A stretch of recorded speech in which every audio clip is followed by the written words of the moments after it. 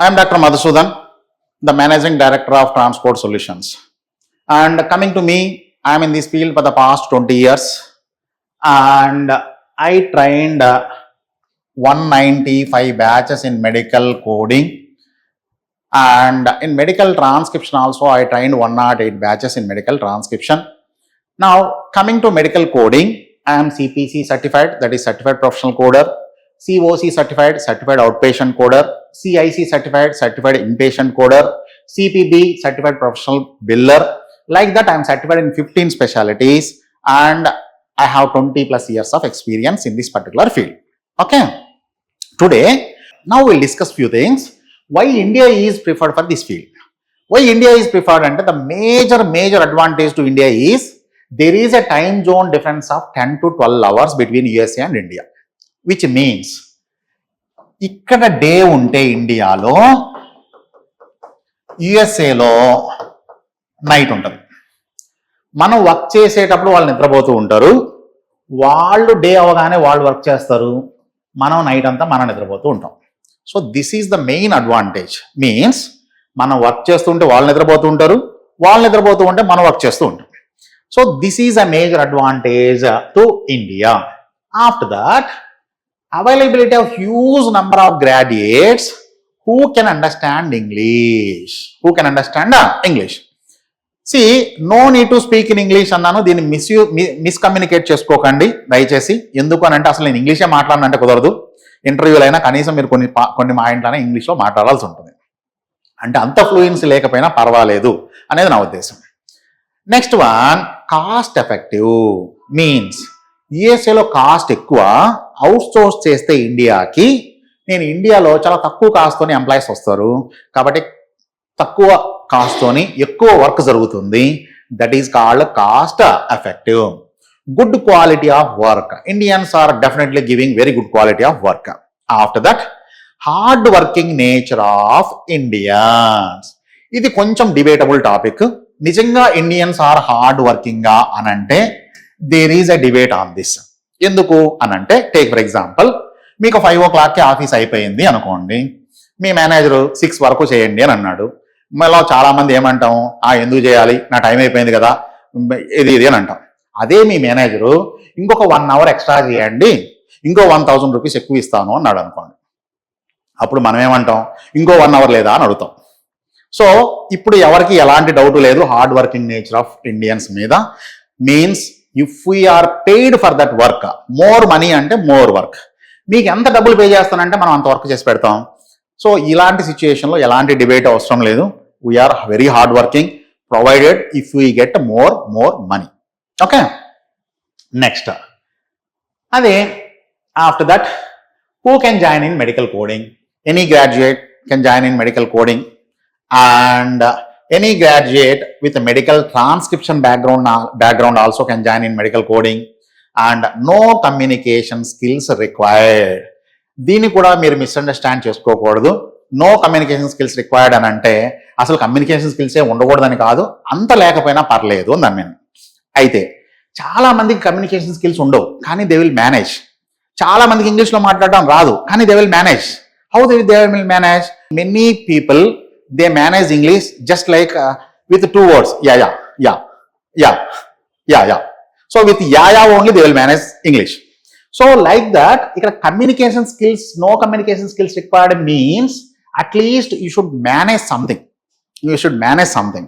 So if you can manage, then really not that much of communication skills are required.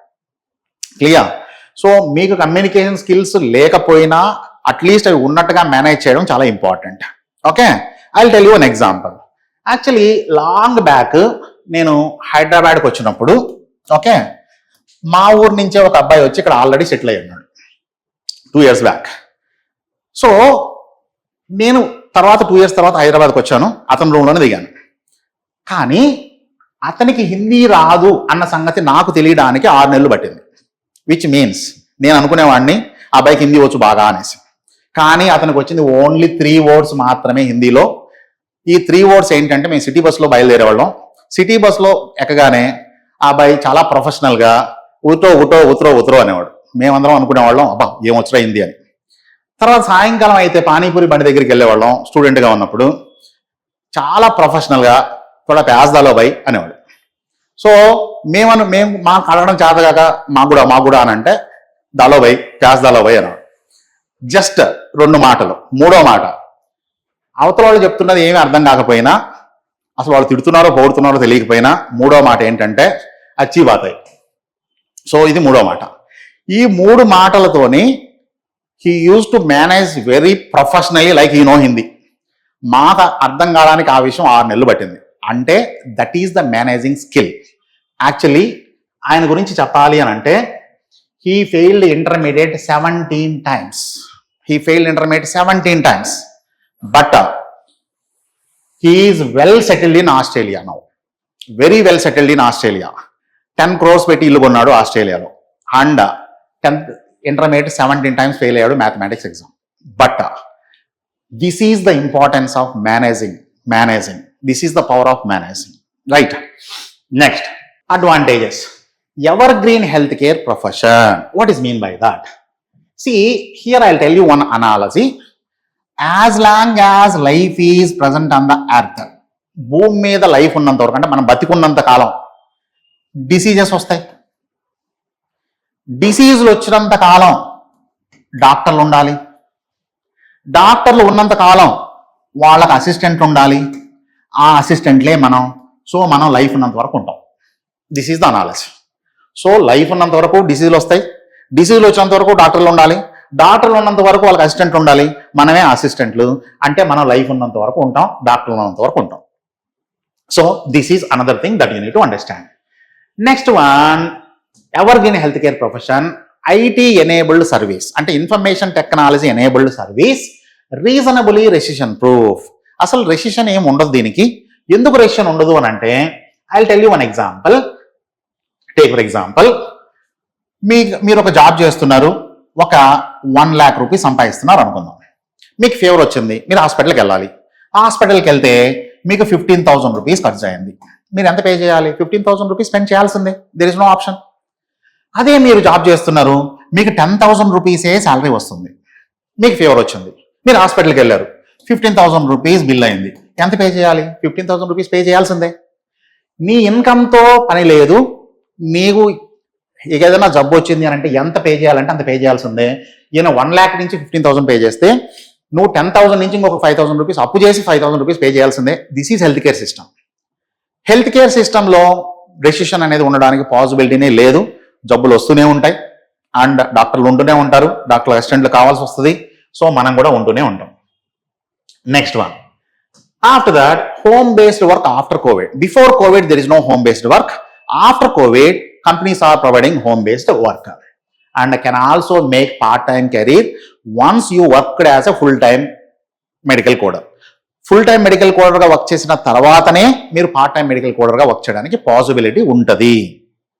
After that career growth ఎలా ఉంటుందంటే first you will be joining as a junior medical coding executive, then you will be converted into senior medical coding executive, then you will get a promotion as a team leader, then assistant manager, then you will become a coding manager.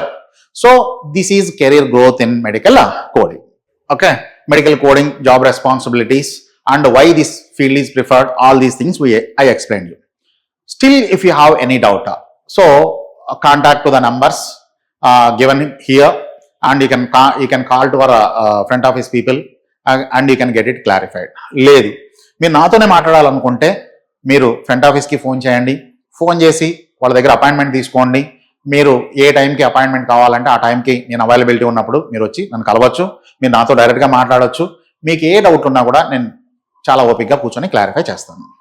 Thank you very much. Thank you.